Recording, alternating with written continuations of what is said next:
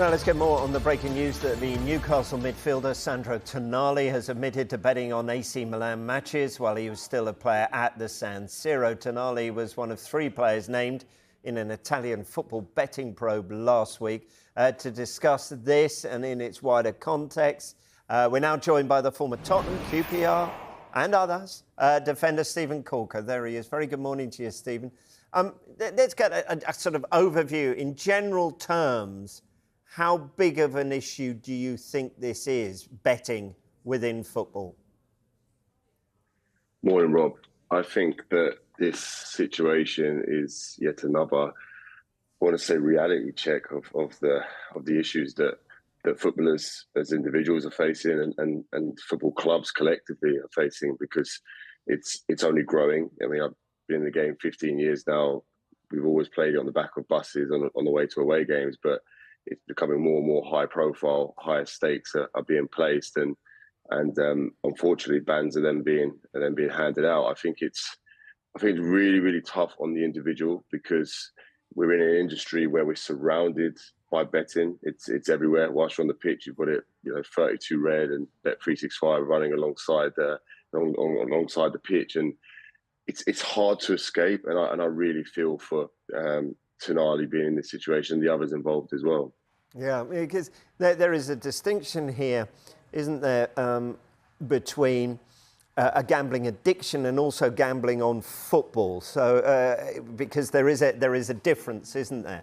Ivan Toney, an 8-month ban from football for breaches of the FA's betting rules. Are these types of punishment having an impact? And will that stop players betting on the game they're involved in? I think there has to be consequences. I do believe that. I think if you make a mistake in life, unfortunately, there's consequences, right? And footballers are no different. So we're aware of the rules. We're aware that we're not allowed to bet on football, and if we do so, then there will be consequences. And I believe in that. I don't believe that there should be any free ride. However, I do think that football needs to really look in the mirror, because if we're saying, no, you can't bet, you can't do this, you can't do that, then why are we promoting it everywhere, absolutely everywhere? I think there's a very thin line between, as you mentioned, being a compulsive gambler where you're struggling and you're out of control, and then betting on football, because everyone knows, especially if you're betting on your own team, that it's just not allowed. Having said that, Rob, I've played over 300 professional games. I've not been able to call one game. I can't predict whether we're going to win, lose, or draw. I don't think anyone in the change room can. So it's a bit bizarre to think that we can control it, but the rules are in place, and I like these. The players involved obviously should know better. Yeah. Was it a regular topic of discussion in the dressing room during your career?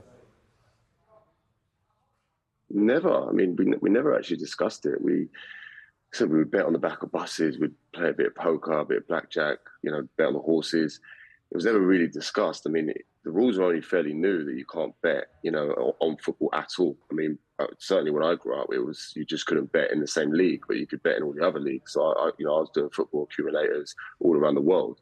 But then obviously the rules changed, and they said, right, that's it. There's just a straight ban across it. There's no way you could place a bet on football. So I think players, I think it's hard to imagine that the players aren't aware of it. They are aware of it, but from my own personal experience, when gambling has a grip on you, it's extremely hard to control yourself. I talk about myself only. I became desperate, and I was so desperate to get my money back that I was betting here, there, and everywhere. And I can imagine if I put myself in Tonali's shoes, he's desperate. It doesn't matter how much you earn. People have this perception that, well, if you're earning 100,000 a week, then you can't be in trouble. But if you're a compulsive gambler, if you earn 10 grand a week, you do 11 grand. If you earn £10 a week, you do 11 pounds. And that's always been my experience. And unfortunately, we're seeing players at a very high level suffering as well. Yeah. And as you say, the education departments of the PFA and the Sporting Chance Clinic go round to all those clubs, don't they? So this is the idea that by the time you get to maybe gambling on football, when ignorance is an excuse here, that maybe your gambling addiction, your compulsive gambling is already out of control, and therefore it's just the tip of a much deeper iceberg. Absolutely. I think that, I mean, I don't think any player that would begin with betting on football because they know the situation, they know the consequences. The consequences are quite clear. Ivan Toney's a very famous example of that. It's an 8-month ban. That's, you know, if he wasn't as good as he is and at the top of his game, like, you're out of football. You know, 8 months could literally take you out of football. So I think footballers are certainly aware of that before placing the first bet. But with any addiction, once it has a grip on you, things just progress and progress and progress. And gambling is no different. For me, it's a disease. And once you've got that disease, it's extremely difficult to stop, especially alone, without support, you know, without the likes of, he said, sporting charts. You know, I've been to rehab twice in order to try to tackle this addiction. I still don't have, I wish I could say, oh, I went to rehab in 2016 and I've had, 7 years clean since. It doesn't work like that. There's many challenges that I personally face on a daily battle, and I know that other players have the same. You know, players or non-players. You know, we're all human beings, and we're all let's say we all have issues in our own way. And gambling, unfortunately, is coming more and more to light. And I really, really sympathise with Tonali. I sympathise with Tony. And I sympathise with all the other players involved. Yeah, you mentioned your two spells in rehab, and you've openly talked about your addictions throughout your career. Is it this idea then that perhaps the football authorities, public in general, need to sort of understand that these aren't bad people who need to be good, these are sick people who need to get well? Exactly that, Rob. Exactly that. You know, like, addiction is, for me, is one of the cruelest diseases out there, because you're watching your world fall apart whilst almost being completely powerless to it. And it's actually, once you accept that powerlessness, that you're able to get the help. That's certainly my experience. And, you know, I was talking prior to coming on to this morning about how it also affects the family, you know. So Tonali right now, I'm sure he'll be feeling a whole heap of guilt, a whole heap of shame, and his family are obviously suffering too, because they take the hits, they take the financial hits, they take the emotional hits. They're watching someone who they love and they care about fall apart, and it's just so horrible. And I think the more we talk about it, the more we normalize these conversations, the better understanding people have.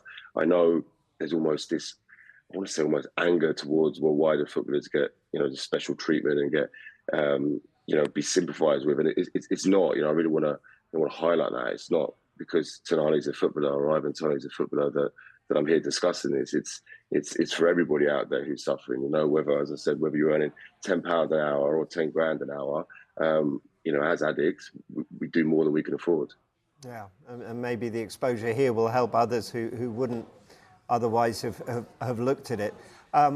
It's not the only part of what you're doing now. Tell us about your work you do with Behind the White Lines to help other people as well.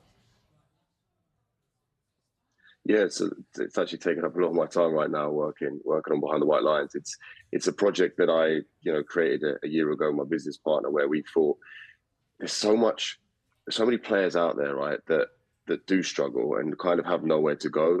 As an independent body, we offer the support where we're not going to judge you. We're not going to drop you on the Saturday because you've told us that you've gambled during the week or you've drank or you've got these issues. We're there just to support players through that process. And if you fall out of the game, if you're released by an academy, between the age of 18 to 21, you can come to us and we help you find new pathways, whether that be back into football, maybe at a lower level, whether that be into apprenticeships. So we work closely with banks and other businesses to help provide opportunities with for these young men and women eventually. And we also work on getting them back into education. So, as players, we sacrifice a lot of our social life. We sacrifice our education, in the dream of making it, but not everyone's going to make it. 99% of players don't make it. So we're here to support, young men and women through the process of either trying to become a footballer or, pulling away from being a footballer. And, these are definitely topics that we discuss, and without judgment. I just feel that if you're able to talk to like-minded individuals who have an understanding of what you're going through, it can really help, offer some form of comfort. Yeah. And I'm sure you've been of some comfort to others just by coming on today, Steven. Thank you very much. Thanks, Rob. There we go. And if you've been affected by this topic, would like more information on organisations that can provide you with help and support, head to sky.com/viewer support.